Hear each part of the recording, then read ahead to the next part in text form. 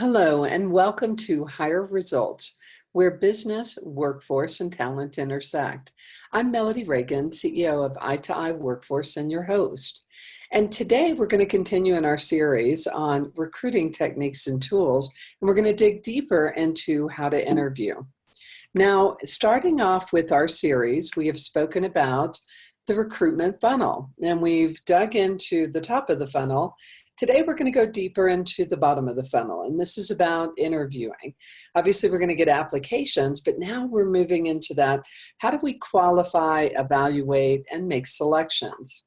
So in the bottom of the funnel, what we're going to talk about today is the screening. How do we narrow that pool? And interviewing. How do we find out if candidates are qualified and they fit? So jumping forward, we've shared this previously, but let's talk about where traditional interviews fail. One is they fail in assessing soft skills. Soft skills relate to how we relate with each other, our communication skills, how we deal with conflict. And soft skills are becoming ever more important with remote working environments, changing environments, the volatility of the work environment that we're in, shrinking product life cycles. How we work together really does matter. The other thing is understanding candidates' weaknesses. It's not just about what we're strong in. We all are not good at everything. So how do you know what our core talents are and where do we need development, and maybe where are places that we're not a fit? The other thing that happens with traditional interviews is we have bias of interviewers. And part of the reason we have bias is because we're not prepared.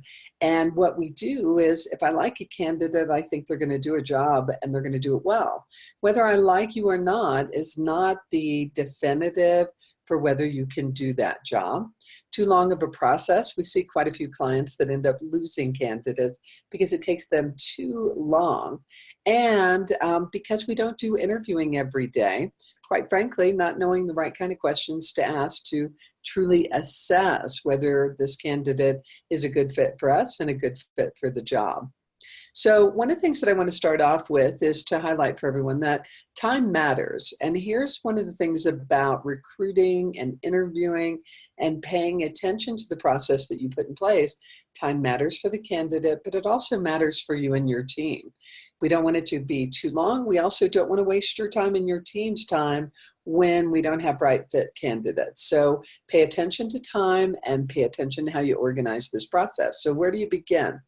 One is you begin with clarity. Clarity comes from the job description and skills. What is it that you need for somebody to do a really good job? What is it that you are truly seeking? For example, we've had some clients, they start off and they say, I'm looking for a CFO, when in fact they're looking for a controller. Understand what is really needing to get done and what are the skills that it takes for someone to do that job. Here's another example for me. When I was in corporate, I actually hired at one time a product analyst.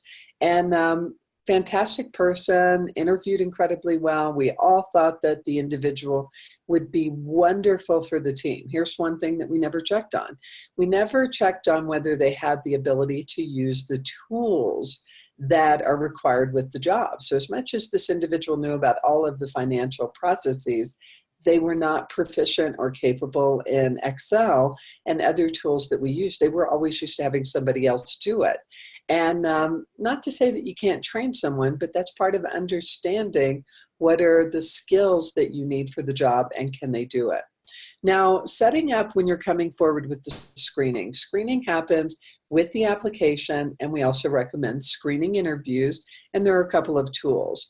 So we start with the person's resume, and believe it or not, many statistics out there tell you that about 25% of the information on resumes is inaccurate. Sometimes it's inaccurate because of errors. Other times it's inaccurate because of maybe that broader belief in self and wanting to appear a certain way. So you really need to dig in and understand the background and what are the responsibilities for someone from their resume. Were they a member of the team? Did they really lead the team? And you'll get that as you go through the interviewing process, but really pay attention to what is on that resume, what has been told, and you can also pick it up in a background check. On the application, classically, applications have been all about tell me about your past experience. Where did you go to school? What's your address? With applications, one of the things that we encourage with our clients is ask questions beyond the classic. Get some more screening information right up front so that you can make better decisions. And when you think about the funnel, part of what you're trying to do is narrow that funnel with higher and higher quality candidates that are a fit for you. So make sure that the process and the questions and the screening that you're doing do just that. So what are some questions that we recommend? One really great question to me is, what do you want to do every day? Or what work are you doing when it is a great day? And the corollary to that is, what work do you not want to do every day? So that you get to see how that person's going to show up. Are they going to be as hands-on as you need them to be? Or are they more directing? And maybe you need them to be more of a director. Are they more into strategy? Are they more into operations? So understanding where that candidate is at, and that's a really simple question for them to quickly answer as part of the application process. The other thing that you can do is ask them to read something and share, give feedback on whatever it is that they're reading. So for example, you might have a product, you're looking for a product manager. You might have a product brand new, and you might say, read this paragraph about the product, and it's targeted at these types of customers. What is the best way for us to position this product? Give them just a little open space. They don't have to do a significant amount of extra work, but it does tell you about how they think and what their skill level is. Another common mistake that we see a lot of employers making, and recruiters and HR, everybody across the board, unfortunately, is they start assessing skills and fit. And what they never do is they don't, until it's too late, ensure that the dollars are in range. You may have a absolutely fantastic candidate, and they may be this amazing fit, but I can tell you, if they're used to making twice as much than you are willing to pay for the position, then you're not going to win that candidate. So one of the things that we do, we always right up front, like, get us into a ballpark. Here's the range that we see for the position. Get us into the ballpark for you. And it's amazing how easy on the back end it is to have both parties, when you have the right fit, stretched to meet each other, but just do that as a little bit of qualifying. Now, other things in terms of screening that we truly recommend is consider some assessments and tests. Now, there are multiple types of pre-employment assessments and tests.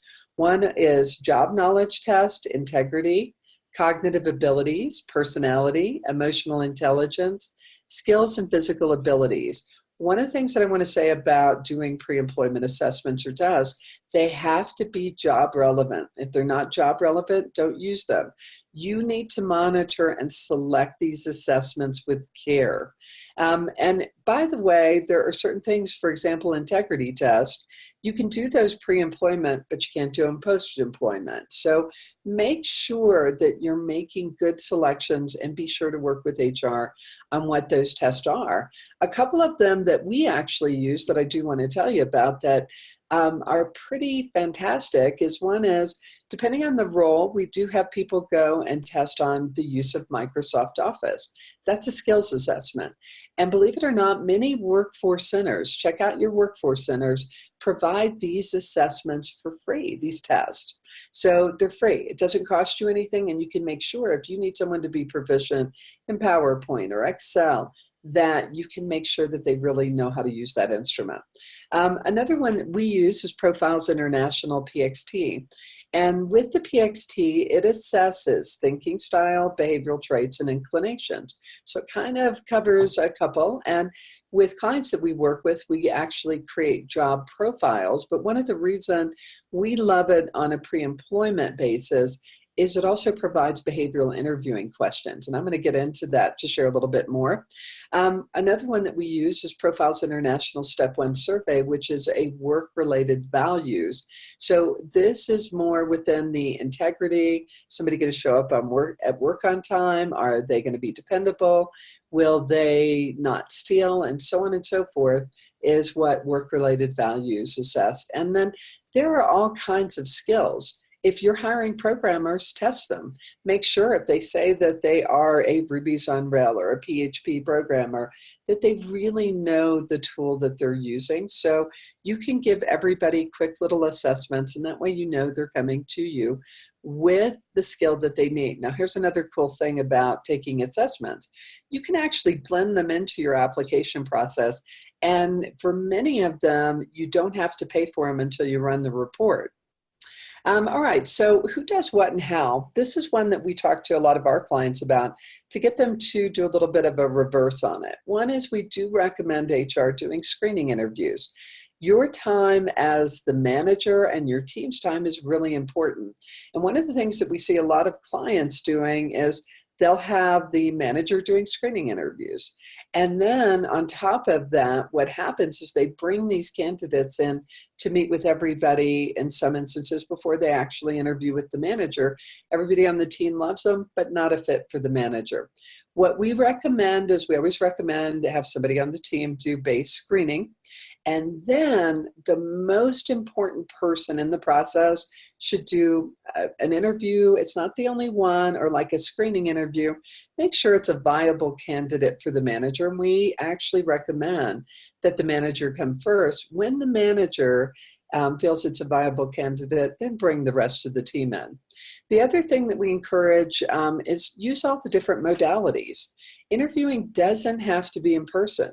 Do phone interviews, do video, and you can do both passive and active. There are some amazing recruiting tools out there that actually allow candidates to answer questions and create a video that you can watch at any time. We know you have crazy schedules, or you can do everything from Google Hangout to using a Zoom.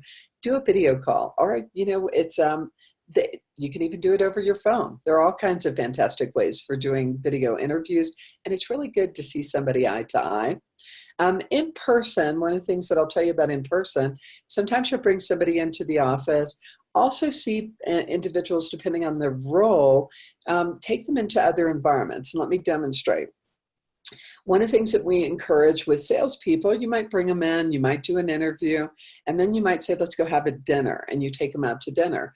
And I can tell you, I remember one instance where we did have a salesperson where they were interviewing, and everybody was loving this individual, and they ended up going out to dinner. And one of the things that happened at dinner, and this is a salesperson, is the salesperson drank too much. And when you're in an interviewing process, that's a tell. I wouldn't want somebody who's going to represent my business being out with clients to naturally lean into drinking too much. And when you're in an interview, we're looking for candidates that are going to be on their best behavior. All right, so what kind of interviews? What are the different types that you can use?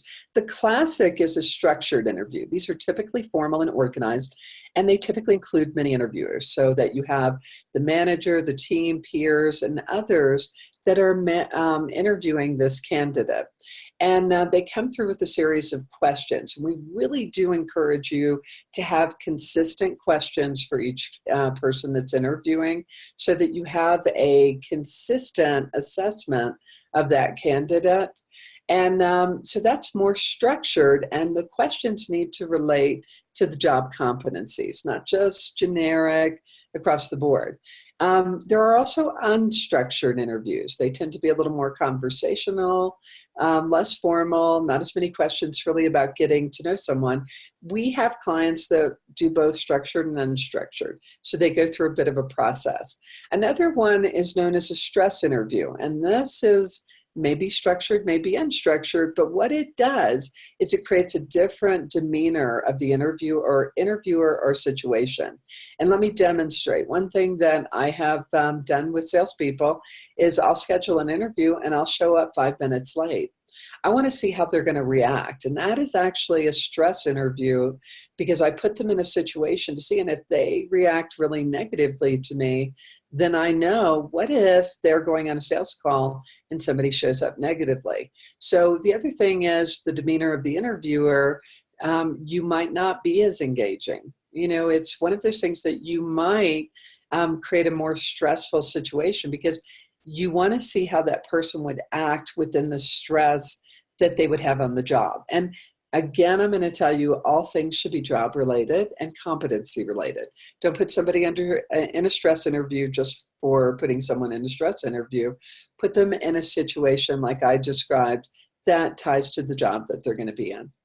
Behavioral interview, this is one of my favorites. And I do believe, and there's debates about this, is that behavioral interviewing is all about past performance is the best predictor for future performance. And it's a type of structured interview. But what I like about this is it really drives to people explaining how they do things. And I'm going to show you a little bit more about that. And let me demonstrate just at a high level. You might be hiring a project manager. And one of the things that we naturally do with candidates is we'll ask them to tell us about their background. And then we'll say, have you ever put together a project plan? And they'll say, sure, I put together a project plan. And what I'm going to say is that isn't deep enough as a question. With behavioral interviewing, what you do is you have the candidate explain to you their approach, how they go about putting together that project plan, and you really get to see how deep their knowledge goes. The other one is problem solving or case interviews. We encourage these as well. Again, going back to the application, we put a couple of extra questions in, and I would tell you this is a little bit of problem solving case interview. But other ones that some companies have have used is if you're hiring a salesperson, have them put together a presentation. And, sell me, we're going to interview you, come in and be prepared to give me a 3-page slides on selling me on my own product. I just want to hear, no, you don't know everything, but give me that simulation of you selling my product and how you would approach that. So that's a problem solving or case interview, or you can set up a series of conditions. If you know someone's going to come in and they're going to be doing an evaluation on whether to buy or sell a business, you can set up a case and let them respond to you by saying, would they buy, would they sell, and why? The other one that is also a little more common is panel interviews. And this is when you are interviewed by more than one person. And again, maintain job competency and relevance, but it might make sense just in the agreement that you have people from different departments come together and in the efficiency with the candidate, ask the questions around whatever the job is from their unique perspective. It's there where you each get to hear one another's questions and you get to be together when you're hearing the response of the individual candidate. Now, one place that I do encourage that, if all of a sudden you have candidates that are coming in and you and others on the team maybe are coming in with very different results on candidates, do a panel interview. It will definitely help get all of the interviewers into greater alignment. And post your interview, make sure that you talk about how you go about rating and assessing that individual candidate. Now, going to one of my favorite types, behavioral interviewing. What I'm going to do is I'm going to set up with you what you should do to ask the questions and what you should be looking for with the candidates. So it starts with you, and it starts with you being prepared. The questions you should ask and how. You need to be prepared to ask questions that elicit details about the candidate's past experience and job knowledge. And again, it's important that these relate to job competencies. So a couple of behavioral interviewing questions. Describe a time when you were faced a stressful situation that demonstrated your coping skills. So what we are doing is we're looking for them to tell us about how they handle stress, right? But we are going to ask them to do it in a very detailed way. And I'm going to tell you what you're going to listen for in just a minute. Tell me about a time you were dissatisfied in your work. What could have been done to make it better? And this will also tell you about what in an environment actually takes somebody off track with their work. And believe it or not, you're going to get a variety of different answers. Somebody might be dissatisfied because of the environment. Others might be dissatisfied because it's just they're so internally driven. Talk about a time where you had to make an important decision quickly. What did you decide and what were the results? So, and again, this has to tie to a job competency. Do you need someone who's going to be a rapid decision maker? Now, behavioral interviewing, when you're asking these questions, what you're looking for, and this is referred to as the STAR method, you're looking for the candidate to come back and describe the situation, the task, the action, and the result. And just keep this in mind. And what you can do is dialogue with them. If they haven't answered everything, you can ask clarifying questions. So make it a dialogue. What you're looking for them to do is set up what's the situation that they were in. What is the task? What was the goal that they were working towards? What actions specifically did they take? And it's really about what was their particular contribution. And then what was the outcome? What happened? And really importantly, what did they accomplish and what did they learn? So make it a dialogue, make it a discussion. Don't just ask and respond. And one of the things with interviewing, try to avoid questions that can very simply be answered with yes and no. Have you ever put together a project plan? Well, yes. But maybe I put together a project plan, but it's not really at the detail or skill level that you really need or are looking for. So I really encourage behavioral interviewing. Now, we've talked about this before, but there are quite a few useful interviewing innovations that are occurring. One is, I just want you to see how things are changing. We've talked today about doing assessments. Well, soft skill assessments are definitely on the rise. Close to 60% are out there using it today. Job auditions, going back to the example of the case study or problem solving. The other thing about job auditions that I would ask you to encourage, we actually put some candidates in situations where they come and they spend a half day with the team that they're going to work with. And many candidates, if it's really private information that you don't want public, many candidates will sign an NDA if needed, but get them into the job so that they can experience, meet the team, or like so, just come and do a presentation. We've talked about meeting in other environments outside of just the office, and there are great benefits. You get to see how candidates react and behave in other settings. And again, if it's job related, pay attention. It matters. Virtual reality assessments are on the rise. And what these are is they're like simulations. They put people in simulations of the job or something similar. And there are some fantastic tools out there that you can use. And video interviewing is something I think is really important. I think it's really important to see face-to-face. And I go back to, everybody talks about the eyes are like the entry to a person's soul. If you could see somebody face to face, we connect with each other. And I always go to the little bit of the rule of three. I like to know about somebody's background, their experience. So I really dig into that. I do use assessments and I find them valuable because they give me some data points that I can dig into. And then I do interviews, and my interviews, as fast as I can, even in screening, get to a face-to-face. It's my preferred method. So even if I am doing an interview and somebody's remote, I will push towards video and then I go to in-person. And it saves you a lot of money, by the way. Before you fly a candidate in, make sure that they are at the bottom of that funnel. And before you have a candidate interviewing with a lot of people, believe it or not, you spend thousands and thousands interviewing. Make sure you're putting your money right where it matters and getting the best candidates. So a couple of common employer mistakes, pay attention to these.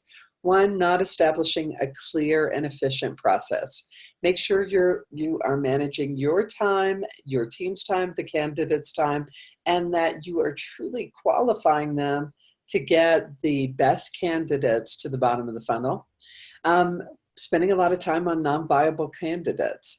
I have watched it over and over again because you're not asking the questions at the beginning. You end up with a lot of candidates that end up dropping out at the end. So when that starts happening, go back and ask, why did they keep dropping out? What questions should we ask sooner so that we make sure we are ensuring their viability before we continue in the process?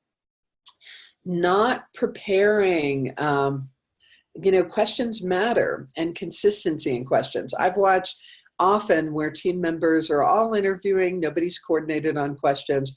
They get together after and everybody is like, well, I like this candidate, I don't. and they ask very different questions. They're not even using the same questions. So make sure you get a common baseline. But the other thing about your common baseline is what really are the key requirements for that job. And somewhere, every single person that's interviewing should be able to understand these are the three most important key requirements for hiring this individual for the position that we are looking to fill. I've already said the inconsistency in approach by interviewers. Another one that happens, unintended, you love your company, you want to tell candidates about it, is dominating the conversation. Not learning about the candidate. You should be doing more listening. You ask the questions, but you should be listening. So if all of a sudden you're over a third of the conversation, figure out a balance. You really want to listen to the candidate and give them the opportunity to ask you questions.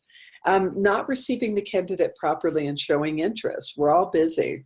We're in a really tight job market. Make sure that you always warmly engage that candidate. Let's show your interest.